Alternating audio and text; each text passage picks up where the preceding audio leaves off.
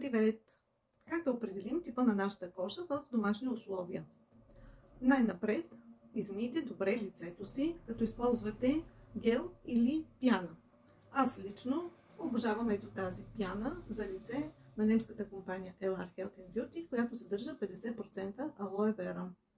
След това изчакайте 2 часа, без да нанасяте абсолютно нищо на лицето си. Наблюдавайте през това време как ще се променя кожата на лицето. Ако започне да ви опъва, да ви дърпа, да чувствате някакъв дискомфорт, значи имате суха кожа. Ако започва да лъщи навсякъде, по бузите, по брадичка, по чело, значи имате мазна кожа. Ако започне да лъщи само в тази зона, тук от челото, около носа, в тези зоната, около устните, тогава имате смесена кожа. Ако ви липсва един от тези проблеми, значи вие имате нормална кожа. Честито! Използвайте винаги подходяща козметика спрямо типа на вашата кожа. До скоро!